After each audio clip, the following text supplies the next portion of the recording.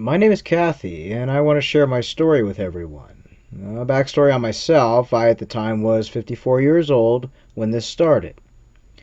I was divorced after 11 years of marriage, and this was my second marriage as I was married prior at the age of 18, and it ended as it was an abusive relationship.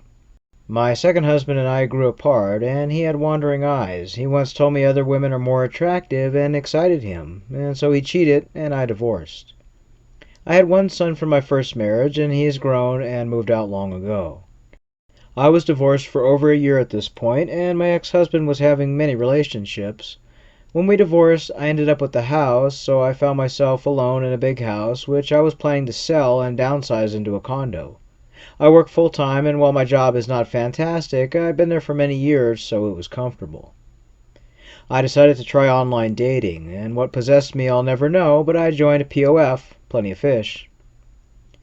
I guess I was looking for someone to fill my time, and had high hopes of maybe meeting a good guy, but boy, I was wrong. I received a message from a man named Paul. He was handsome and the same age as me, but only a few months older, which he said he hoped age difference wouldn't matter. And I thought that was strange. It was only a few months difference and he was concerned about it. He said he worked in oil engineering for Exxon, and he was currently working in Dubai but would return home to Texas in 6 months.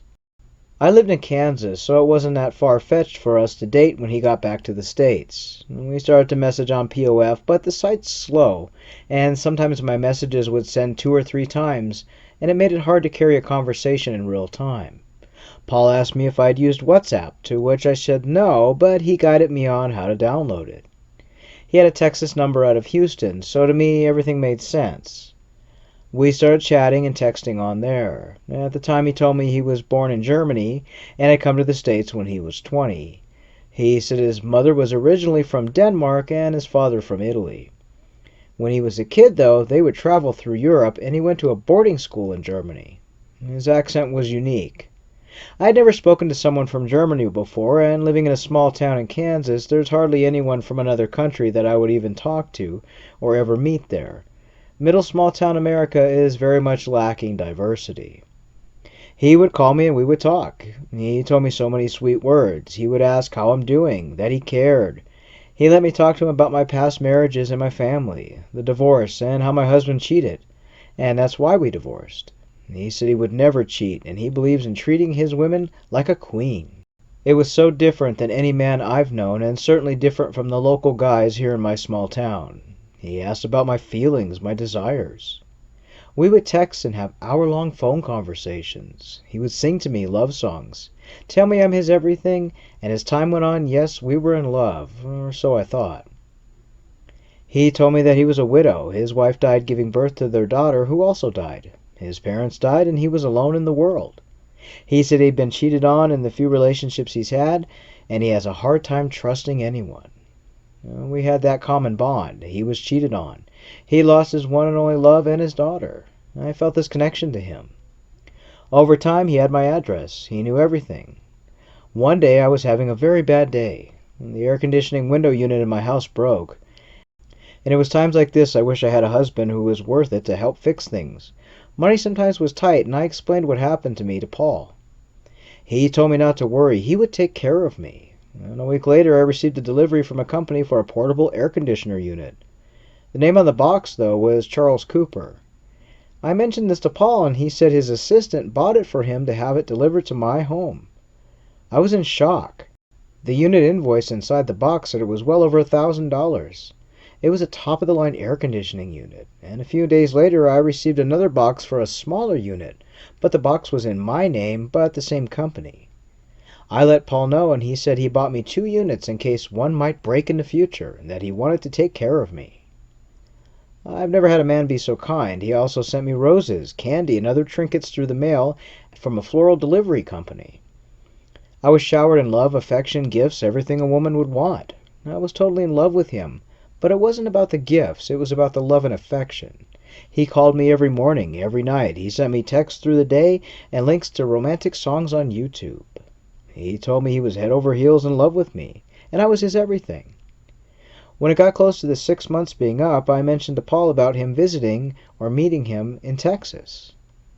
He kept saying he had to wait until his contract was up, and then he was having issues with the parts company he was dealing with for his job. He called me one night telling me the delivery company was holding his parts delivery due to an unpaid leverage tax on goods. I didn't understand what that was, and him being in Dubai, I had no clue how things work. He then asked me for a loan of $1,800 to pay the leverage tax on his goods. I didn't think twice, and I said yes, I would. After all, we're together as a couple, and he's already done so much for me. He had me wire the money via bank transfer to his main account for his company, which was based in Germany, to a woman who he said was the accounts manager. A few days later, his parts were delivered, and he was so thankful to me. He then sent me an airline ticket photo showing me he was flying out in 2 weeks to Houston. He then said he would rent a car and drive to Kansas to meet me, and we can be together. He also sent a ring in the mail through an Amazon delivery. He wanted us to be married, and he asked me to keep the ring until he came to see me and he could propose. Everything happened so quickly. Here he was stuck in Dubai, then I helped him with his parts, and now he's flying, and this relationship is real. We talked constantly, making plans for our meeting. He told me he was going to pick me up, kiss me, all the romantic things. He wanted to marry me, and he knew that I was his soulmate. The sound of my voice made his heart skip beats, he said. This was like a romantic movie, but it was happening. A few days before he was set to fly out to Texas, he said one of his employees had gotten hurt, and since it happened in Dubai, the police were involved, and he had to pay the workers compensation before he was able to leave the country. He told me the compensation would be $10,000. He said the police froze his accounts and his passport until payment was made. He said he tried to reach out to his company advisor in Germany, but they blamed him for the accident and refused to pay out of the company's money. He was crying on the phone, telling me they were going to throw him in prison if I didn't pay for the injured workers.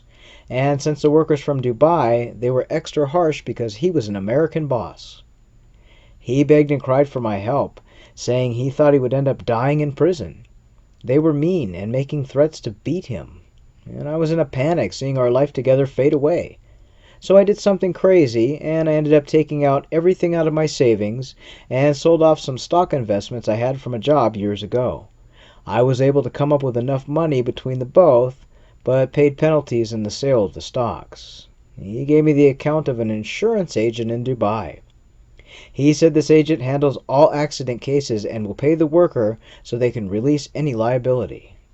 I ended up doing a bank transfer to a man in Dubai. His name was Michael. After Paul said he was coming out, he then stopped all communication. I wrote and wrote asking where he was.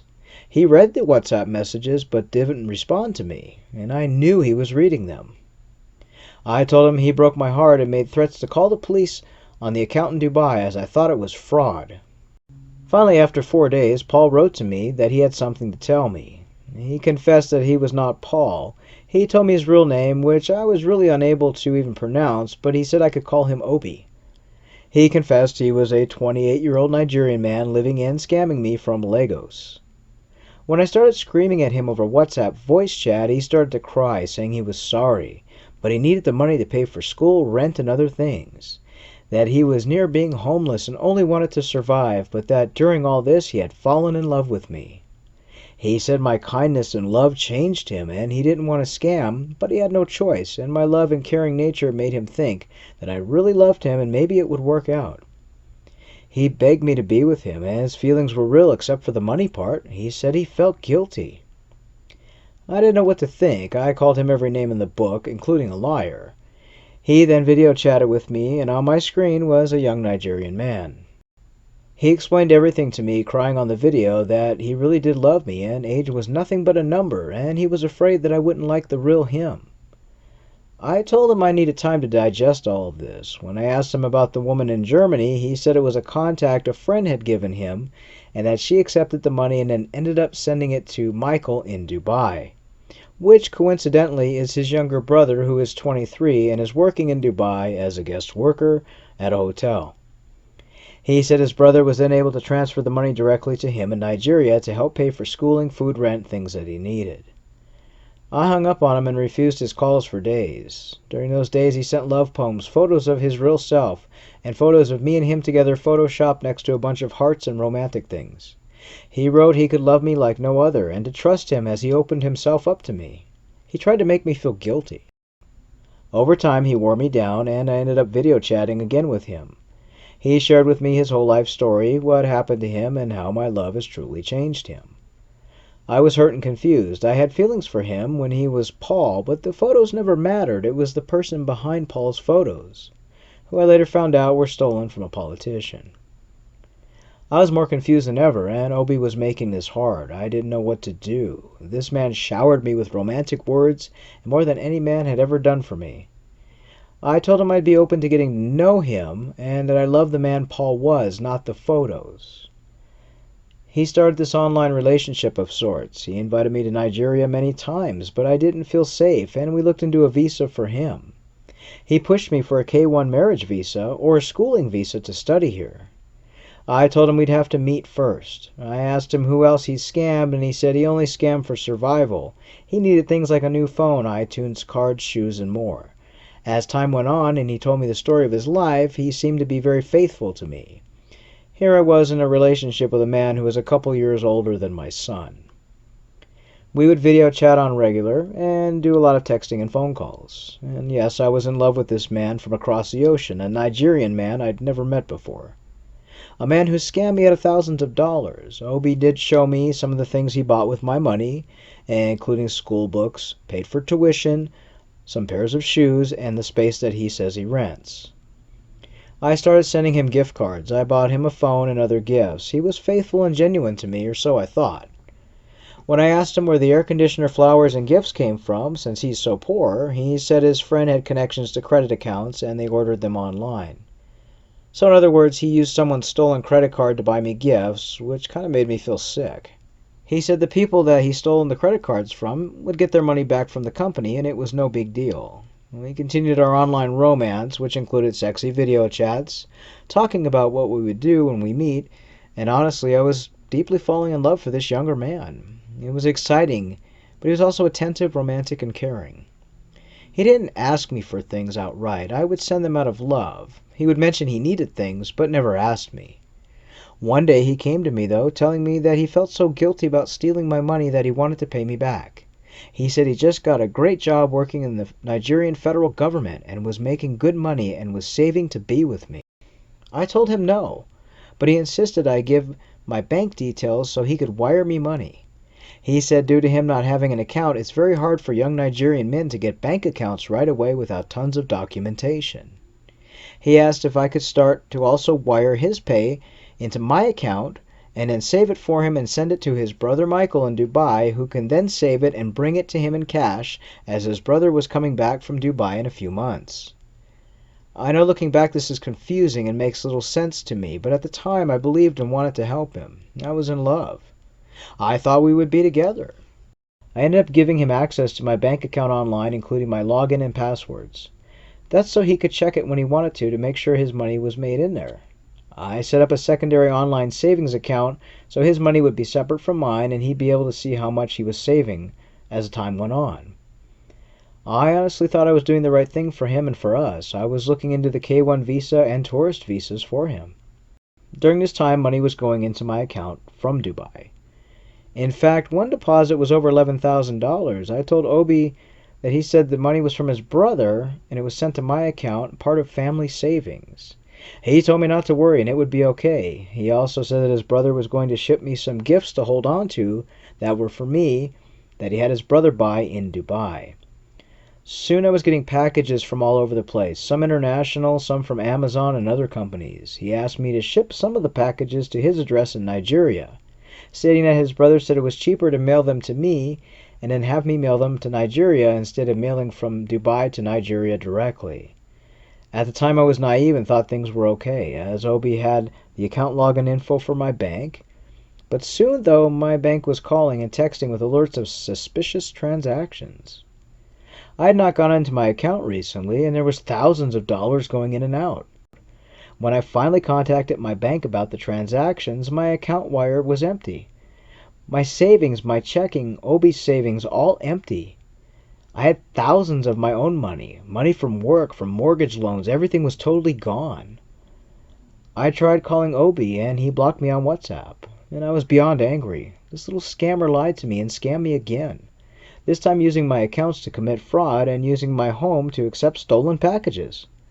Soon the bank fraud division contacted me stating I was being investigated for fraud.